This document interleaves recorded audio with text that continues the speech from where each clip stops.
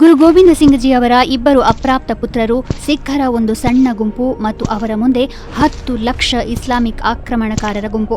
ಇದು ಕೇವಲ ಒಂದು ದೃಶ್ಯವಾಗಿರಲಿಲ್ಲ, ಬದಲಾಗಿ ಇತಿಹಾಸವು ತ್ಯಾಗದ ಮತ್ತೊಂದು ಅಮರ ಅಧ್ಯಾಯವನ್ನು ಬರೆಯಲು ಪ್ರಾರಂಭಿಸಿದ ಕ್ಷಣವಾಗಿತ್ತು.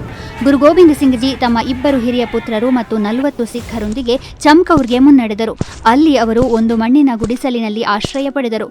ನದಿಯ ಹರಿವು ಕಡಿಮೆಯಾದಾಗ 10 ಲಕ್ಷ ಮುಸ್ಲಿಂ ಮತಾಂಧರು ಅವರನ್ನು ಸುತ್ತುವರೆದು ಗುರು ಗೋವಿಂದ ಸಿಂಗ್ ಅವರ ಶರಣಾಗತಿಗೆ ಒತ್ತಾಯಿಸಿದರು.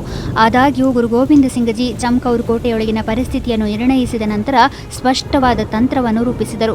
ಜಿಹಾದಿ ಔರಂಗಜೇಬನ ದೊಡ್ಡ ಸೈನ್ಯವನ್ನು ತಡೆಯಲು ಎಲ್ಲಾ ಸಿಖ್ಖರು ಏಕಕಾಲದಲ್ಲಿ ಹೋರಾಡಲು ಹೊರಬರುವುದಲ್ಲ, ಬದಲಾಗಿ ಸಣ್ಣ ಗುಂಪುಗಳಲ್ಲಿ ಯುದ್ಧ ಭೂಮಿಗೆ ಪ್ರವೇಶಿಸುವುದು ಎಂದು ನಿರ್ಧರಿಸಲಾಯಿತು.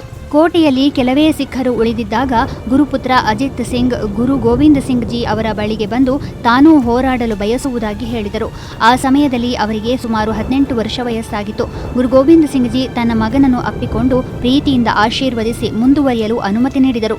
ಸಾಹಿಬ್ ಜಾದಾ ಅಜಿತ್ ಸಿಂಗ್ ಶತ್ರು ಪಡೆಗಳನ್ನು ಧೈರ್ಯದಿಂದ ಎದುರಿಸಿದರು. ಅವರು ಹಲವಾರು ಸೈನಿಕರನ್ನು ತಡೆದು ಹಿಮ್ಮೆಟ್ಟದೆ ಹೋರಾಡಿದರು.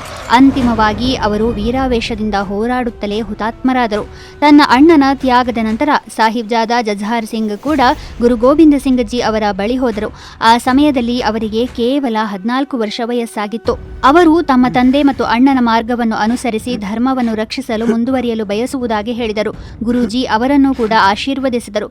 ಸಾಹಿಬ್ ಜಾದಾ ಜಝಾರ್ ಸಿಂಗ್ ಜಿ ಮುಂದೆ ಬಂದು ಅಷ್ಟು ಚಿಕ್ಕ ವಯಸ್ಸಿನಲ್ಲಿಯೇ ಅಸಾಧಾರಣ ಧೈರ್ಯ, ಸಾಹಸ ಮತ್ತು ಸಮರ ಪರಾಕ್ರಮವನ್ನು ಪ್ರದರ್ಶಿಸಿದರು.